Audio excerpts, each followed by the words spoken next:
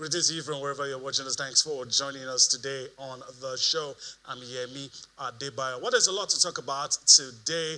Of course, there's the aftermath of the UEFA Champions League. We also have the Europa League to talk about as well. And we also have a special guest in the house. I won't let the cat out of the bag just yet. As you know, it's a two-man show. My colleague Austin Okpanakpan is with me.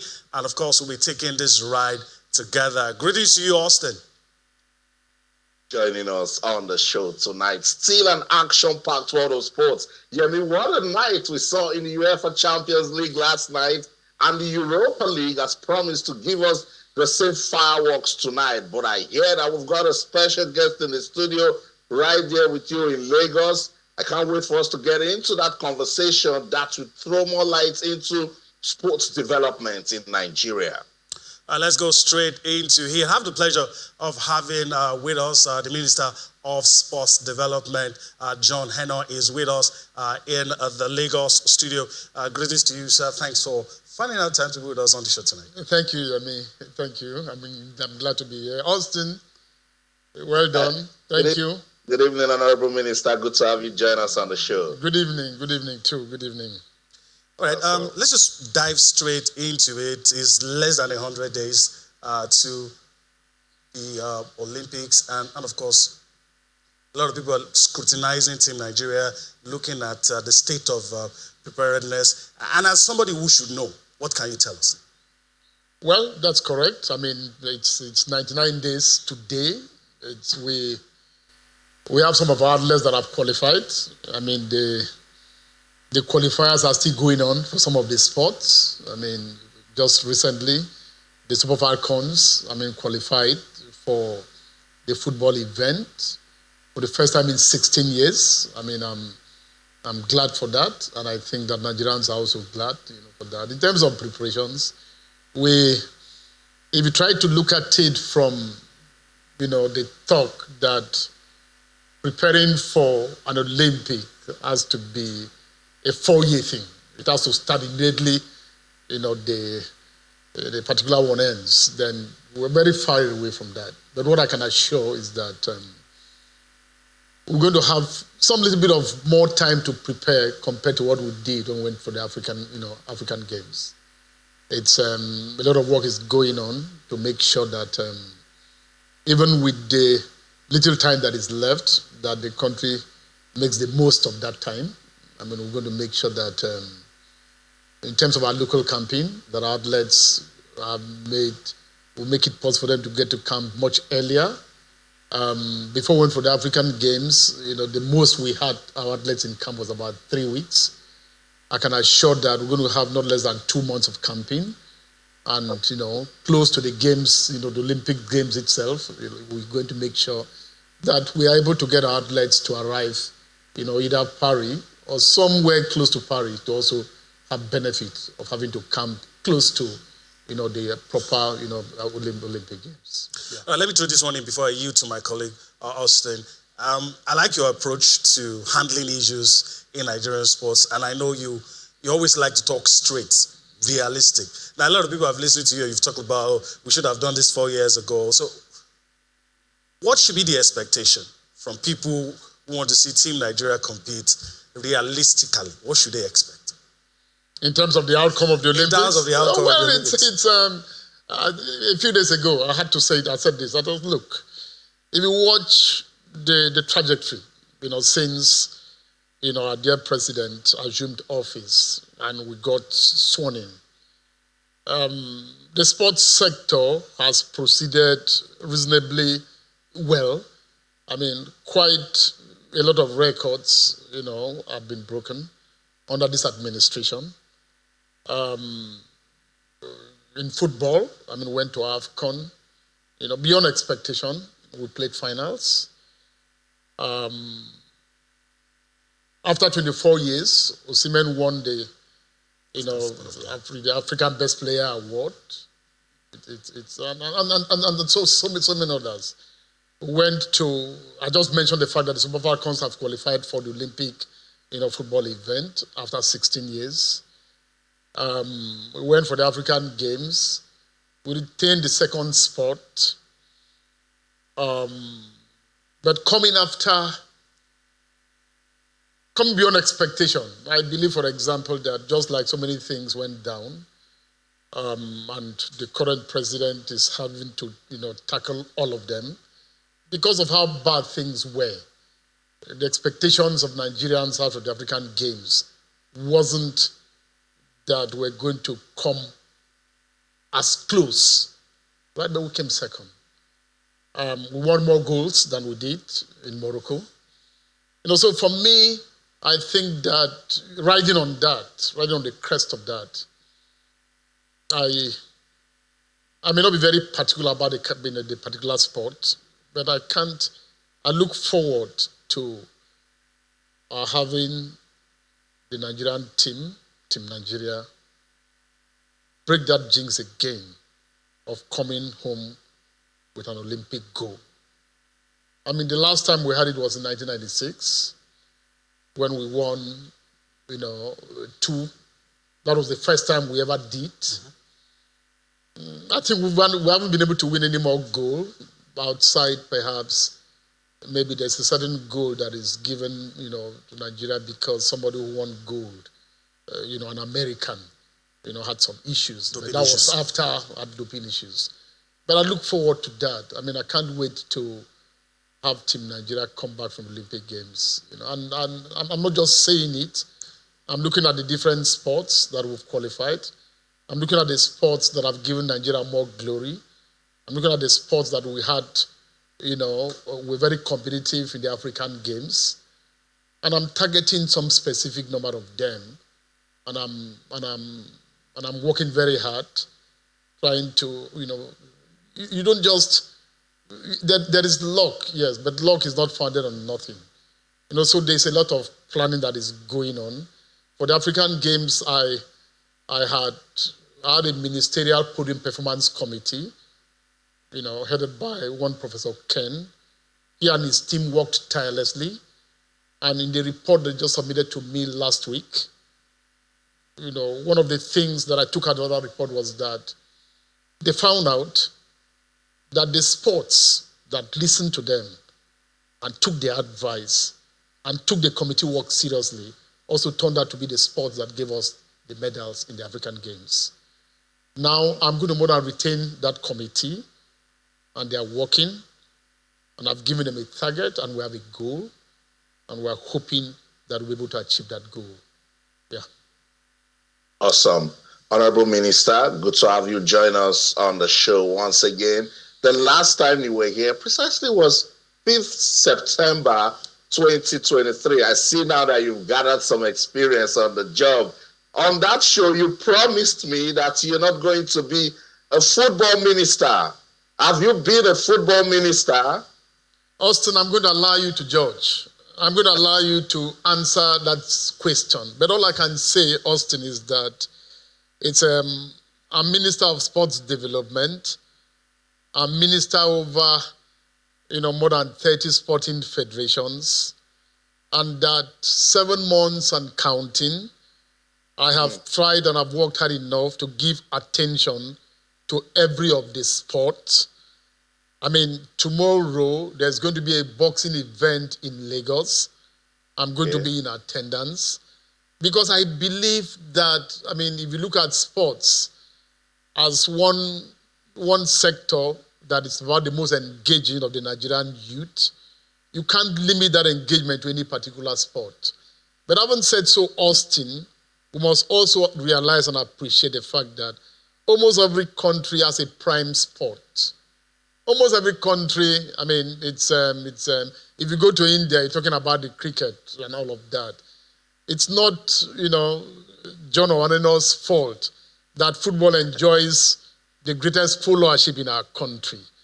And that when we go to compete, it's when we're competing in football that it excites the greatest attention of Nigerians.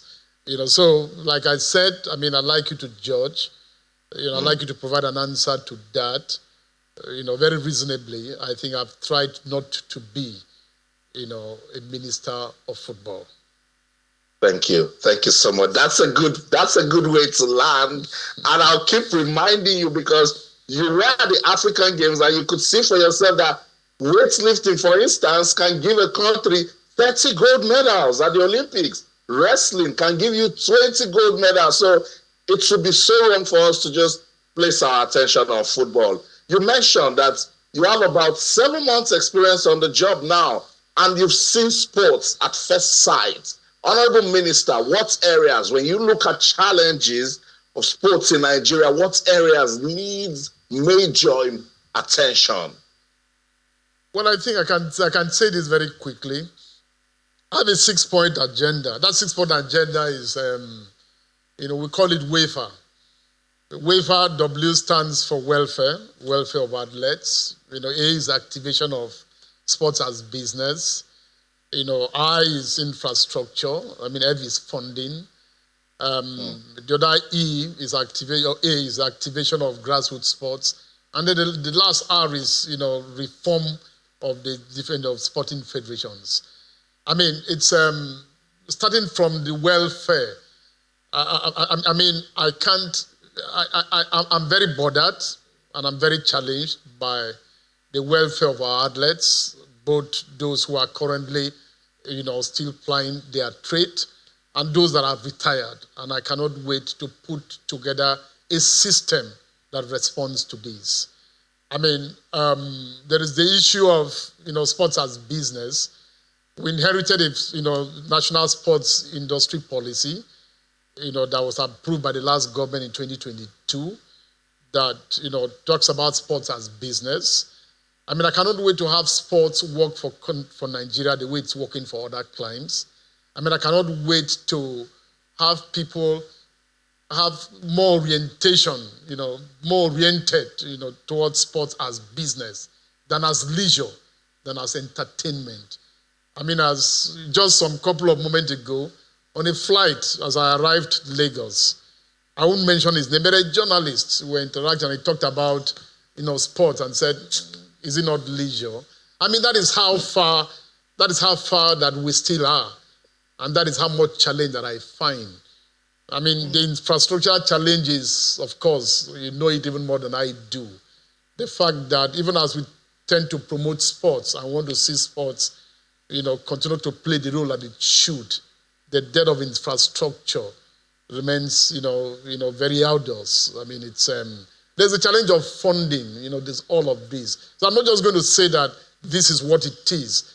There's a challenge of getting our federations, to deliver and to work according to what they should do. Because whatever happens in terms of the various competitions is going to be a fallout of the different sporting federations and how proactive they are. And how much, they take their job seriously and all of that. So all of these are in totality are part of the things that are challenging and are part of the things that, me and my team and the Ministry of Sports Development are continuously working tirelessly to make sure that we are able to overcome to the extent of our abilities. All right, Honorable Minister, let's address the elephant in the room. The Super Eagles of Nigeria didn't start the campaign, the qualifying campaign, the series. Didn't start it well, and now we're in a position where there's a vacant managerial position. A lot of people are worried. You're the minister, but also, like every one of us, you're a sports fan. Everybody is a football fan. So are people right to be apprehensive that, look, we're going to play qualifiers less than 2 months, we have this situation. So what's your reading of the whole situation?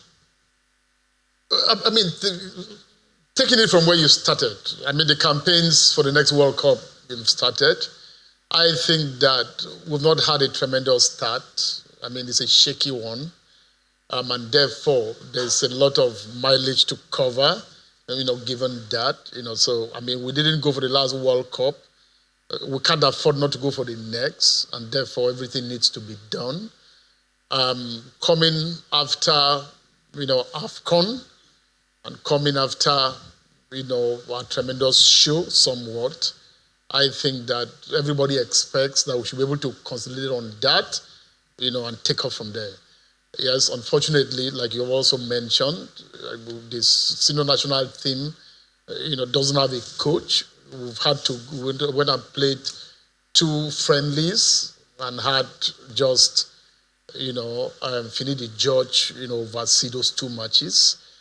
I mean, my hope, and you've also, mentioned the fact that, yes, there is the first responsibility, of getting the coach, lies with the NFF. And I've been in touch with the NFF because I think that it's Nigerians didn't expect that after AFCON and after the contract with Coach Pesairo came to an end and wasn't renewed.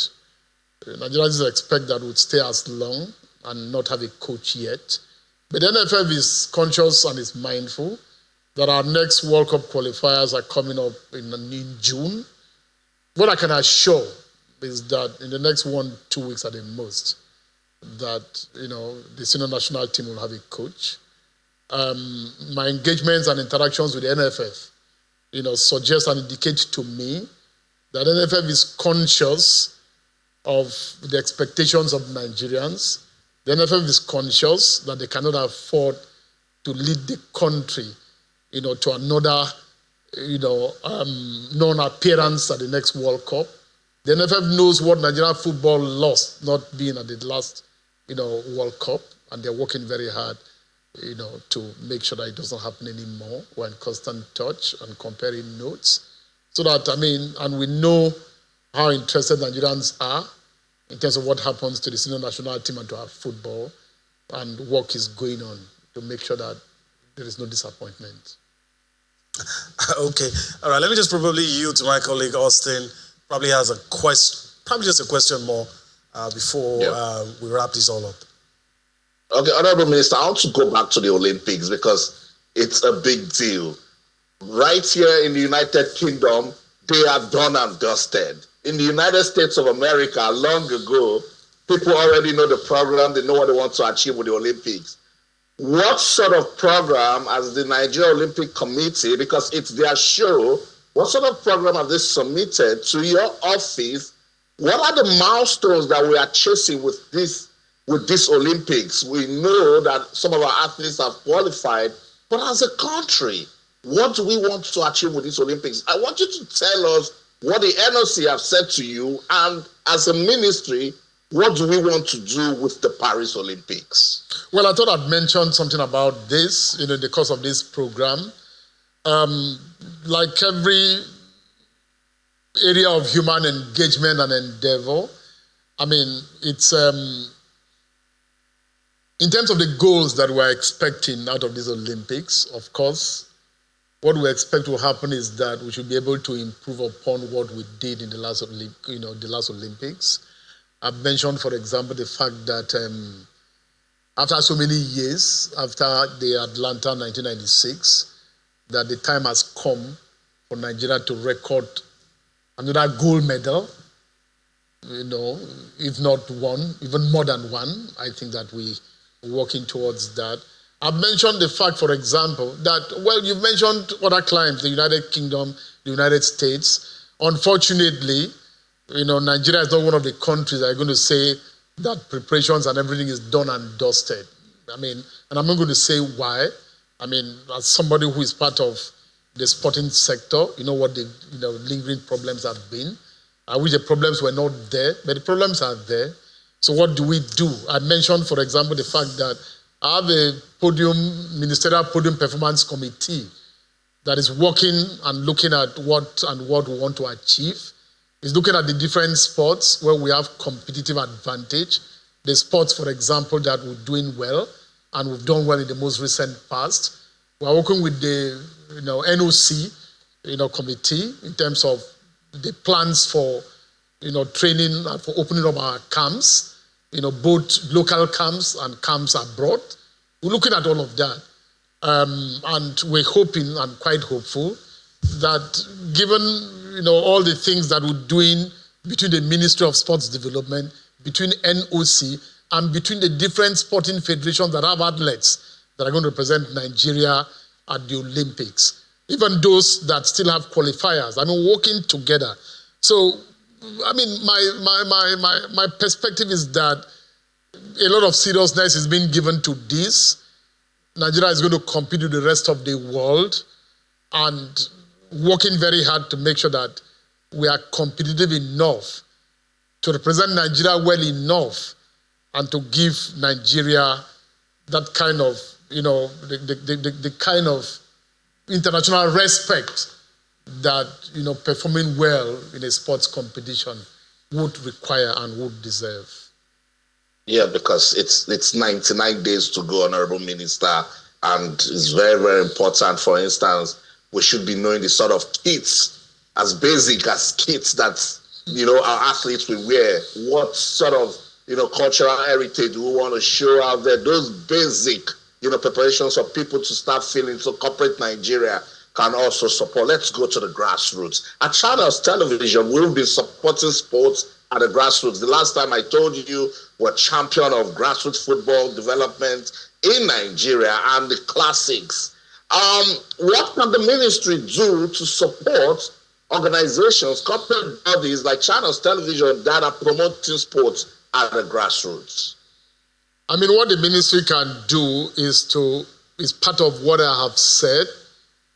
Under our 6-point agenda, there is going to be a focus in terms of grassroots sports development. If channels and other agencies that have been at the bottom of promoting grassroots sports have done so without the support and without the interest of the Ministry of Sports Development, I mean, that's not what's going to be the case now. We have 6 zonal offices across the country. Those zonal offices have existed more in name. The present Ministry of Sports Development is making sure that these zonal offices come back to life because they are closest to the grassroots, and that if the ministry wants to focus on grassroots, the ministry is going to use these various zonal offices to anchor the different grassroots programs that we have. So channels and every agency that is involved in grassroots sports promotion and development is going to find our zonal offices handy enough and on ground enough. The Ministry of Sports Development is willing and ready to collaborate with channels and other agencies that are similarly interested in grassroots sports development, because that's the future of our sports. I mean, as our aged athletes at the elite level, get set to retire, it is grassroots sports development focus, which Channels has been pioneering, that is going to be able to provide, the feeder to replace these elite athletes. And we cannot joke with this aspect of sports. All right. I guess that's a very good place to let it land on the show tonight. Honorable Minister, I want to thank you for your time on the show today. Hopefully, when next we have this kind of conversation, we'll be talking about success for Team Nigeria. Yeah, thank you. I mean, thank you for this opportunity. Thank you for the kind of support that Channels has continued to give to sports, and for everyone, I thank you. All right, we're going to go on a break right about now. When we return from that break, we'll continue with what we have on Sports Tonight.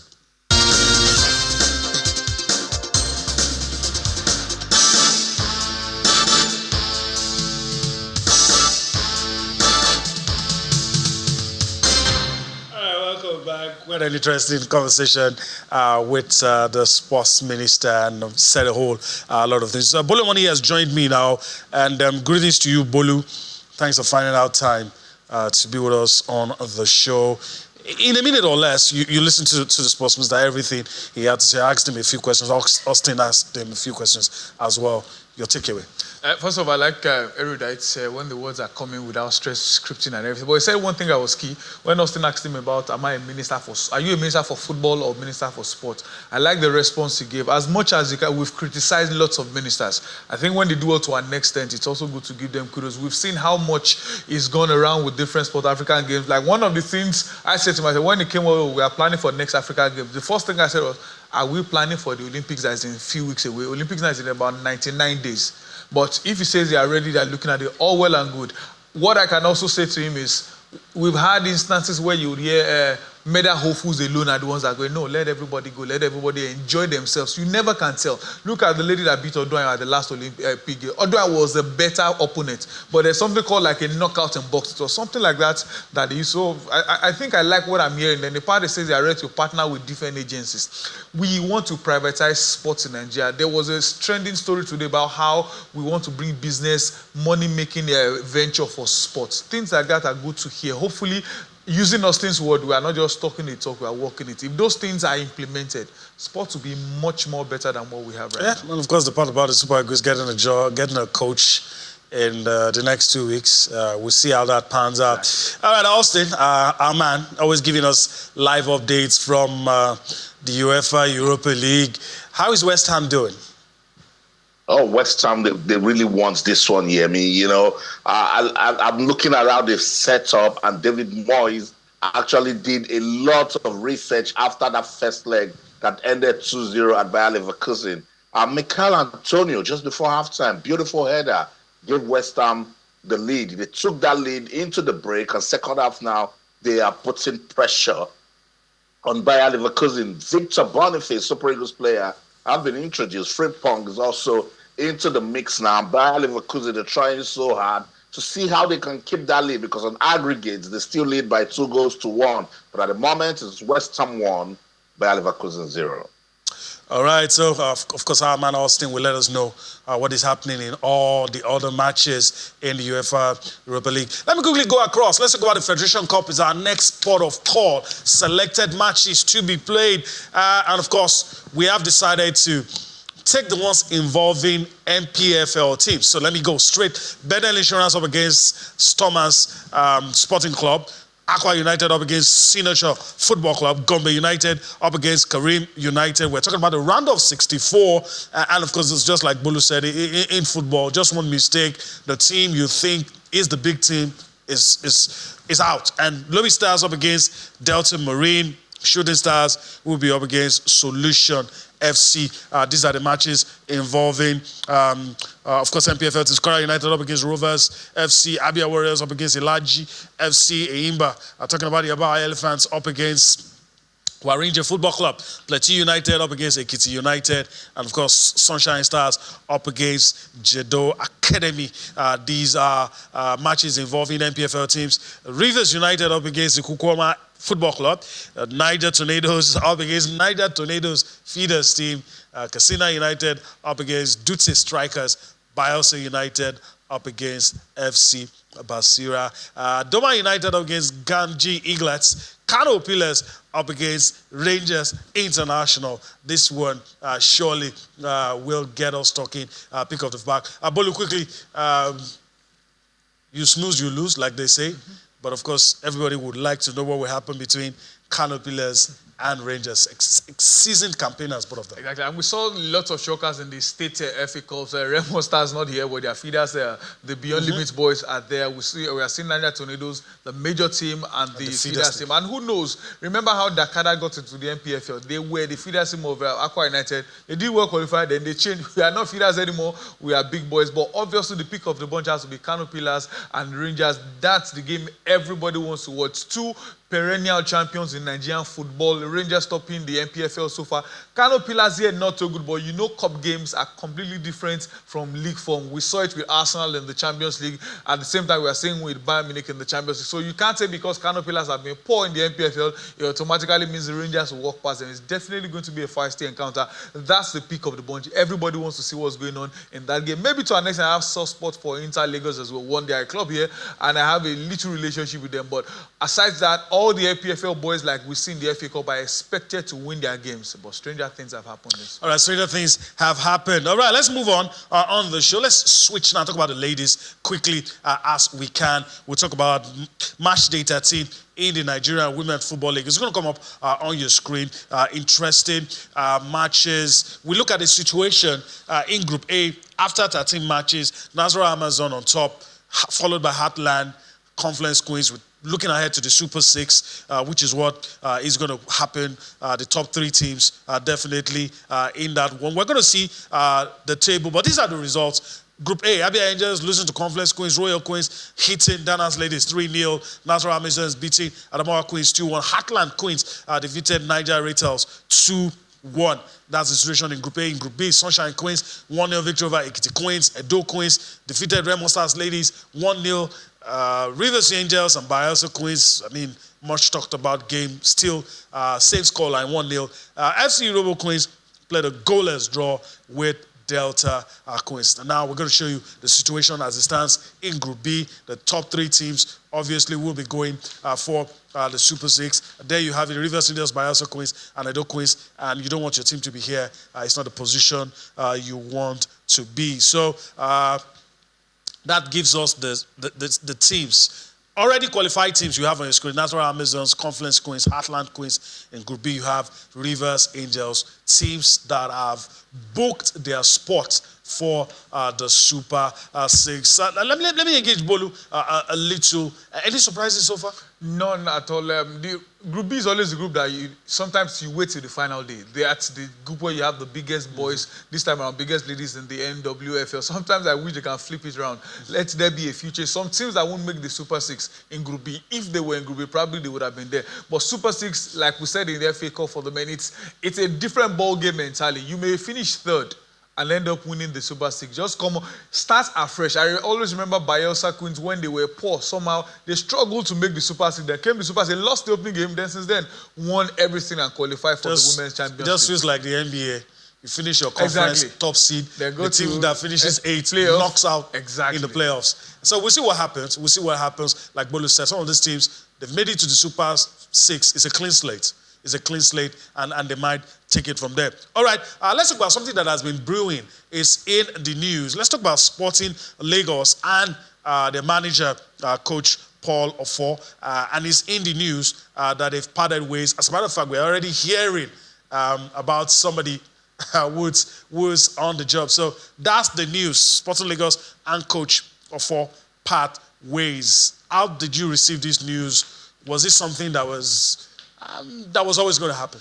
I think I was surprised when I saw the news earlier today because the first question, I know you have targets and everything, but the first question, what were you expecting in the NPFL? You are not battling relegation. There's already a top elite manager linked to this club. He's actually been Paul Laigogun is technically part of them. At least the last game I saw for them, he was part of the coaching crew during the Lagos State FA Cup where they lost to Inter Lagos. It was part of the technical crew. So I think it was more like, we have a bigger fish in court, let's roll on. But in terms of the performance, I think they're 11th on the NPFL log. A newly promoted team, I don't think they've done so bad. They should ask the likes of Gombe United, ask the likes of Heartland, who are battling around the relegation. But like I said, they have a bigger fish already ready to take up the job.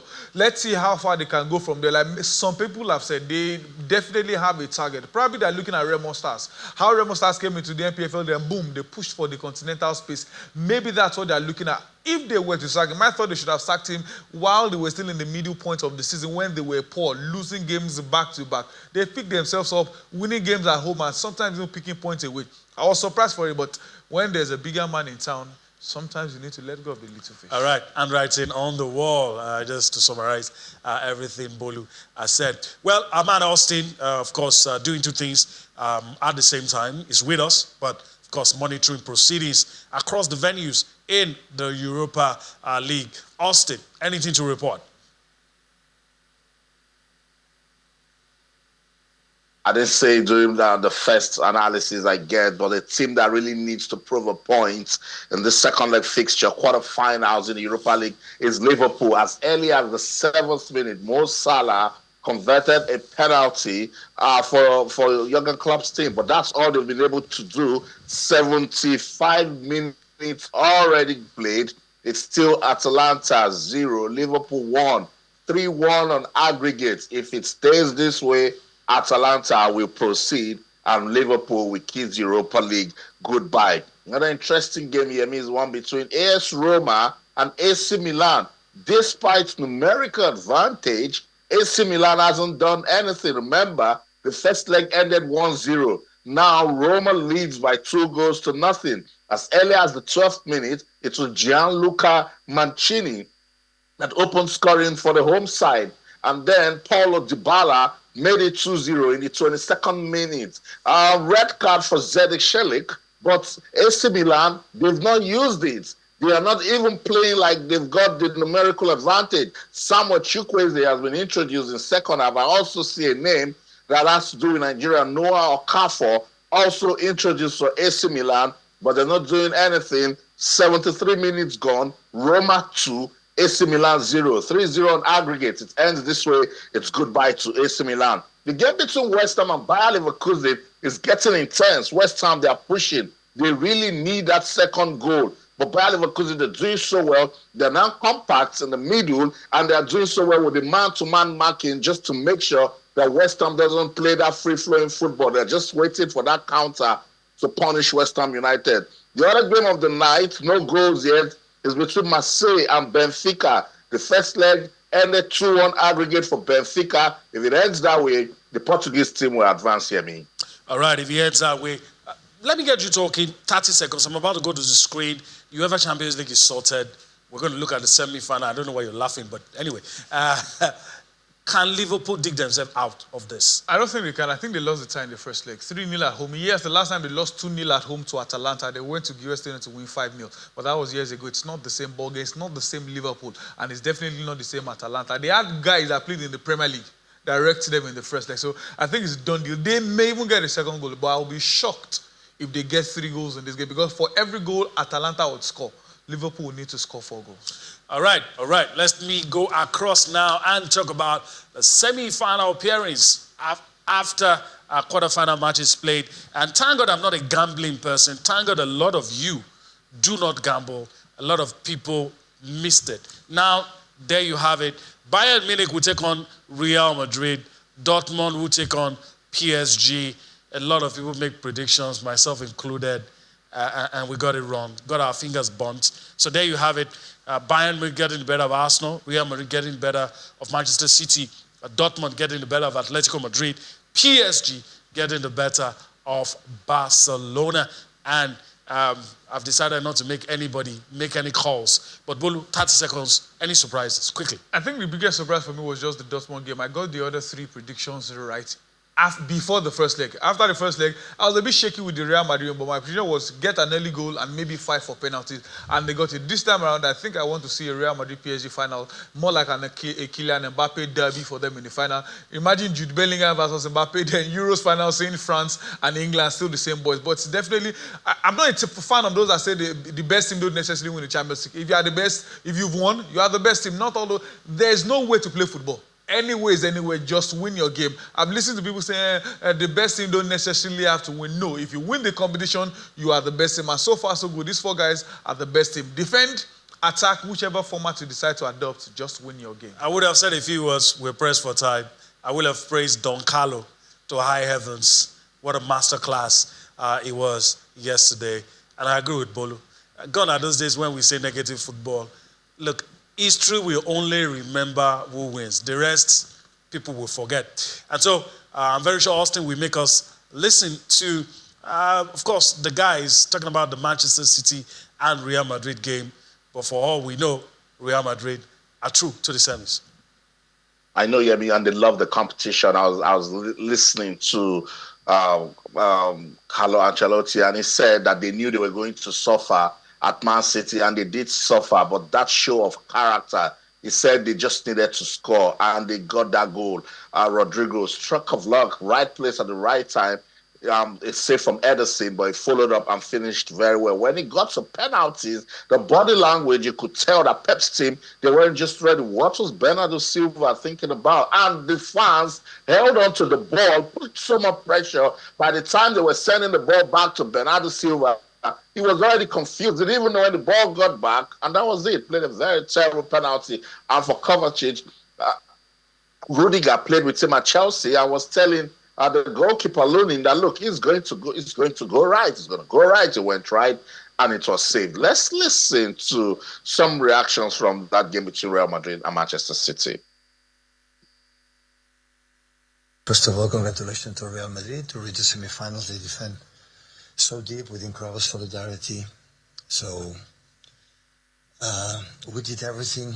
I don't have absolutely any regret about what we have done. So always we try as a managers and so create more and concede less in every single game because we believe that that helps to be close to win, and we did everything. So defensively, offensively, they make a good goal. So one, two, three, or four transition, but it is normal in that level and the quality they have. But we play exceptional in all departments, in everything, and unfortunately we could not win. So that's what it is. Football is about to score goals, and they did it a little bit better in the penalty spot than us. So, but I had the duty to say thank you for deep of my heart to these players for the way they played, the play against that team, and the way we played. But so this is about results, it's a business, and they will be in semi-finals. We are not for little margins, but the performance and everything, the commitment for everything was exceptional. Yeah, that's it. Pep Guardiola reacting to his team's exit from the UEFA Champions League. They are the holders of the cup, but they will not have an opportunity to defend it. Yeah, let's talk about Bayern Munich and Arsenal. I knew it was going to be a very difficult game for the Gunners, and I think the team that showed better mental strength at the end of the day got the win. Yeah, a colleague on Twitter said, just as if the lady was speaking in my presence, the difference between two semi-finals, one team lost, but gave their all. The other team lost, and if they had replayed that game 10 times, they still wouldn't have won. Something was missing, and that was Arsenal. They just lost it in the first leg. And it's painful to their fans because there was nothing special about this Bayern team. If there was ever a time to play Bayern, a lot of people felt it was now. And so whatever Arteta says, the usual Arsenal next season, that's the next thing to say. But Bolu, before we go, your thoughts on the game. Arteta probably needs a overhaul. Well, I think overhaul is unfair. A change personnel. Well, some players are not on their toes. Well, first of all, Marseille have leveled the game on aggregate. You just caught their goal in the match. The truth is, you need tactics. But like we're saying, sometimes you need players. You need match winners. Arsenal had Henry at some point. Madrid had Ronaldo. Barcelona had Messi. We've had the Suarez. We've had Neymar. Sometimes you need game changers. See what Real Madrid does. No matter how tired sometimes players are, Vinicius will still play. Not that he's the best in the world, but he has moments. Jude Bellingham has moments. Immediately I saw Arsenal's lineup. What came to my mind was Arteta didn't lead. And it showed on the field of play. Like you rightly said, same with Austin. If they play that game over and over again, it doesn't look like Arsenal will score. If any other team were going to go, it was going to be Bayern. One goal was all they needed, and they were not even under any pressure. They were enjoying themselves, and now they're in the semi-final. All right, better luck next time. That's what they always say. Next season, we'll see what happens. Austin, we have to go. Yeah, we have to go. Bolo just mentioned Faris just gave Marseille that all-important goal. They were looking for it. Pierre-Emerick Aubameyang with the assist. So it's now 1-0, 2-2 on aggregate. And that means the next 10 minutes in that fixture between Marseille and Benfica will produce some fireworks. Victor Boniface at some point in that game between West Ham and Bayer Leverkusen gave the ball away, but they had to chase it. Did some good defending. And Bayer Leverkusen, they're still defending. That's 2-1 aggregate lead that they're enjoying from the first leg. That's the show. In London, I'm Austin Okonakpan. In everything you do, remember, let's keep talking sports. Bye for now. All right, that's the show. We do hope you've enjoyed everything we've been able to bring to you. I want to thank Bolo Money for his time today. So it's a pleasure. All right, that's it. We'll see you again tomorrow. I'm Enoh.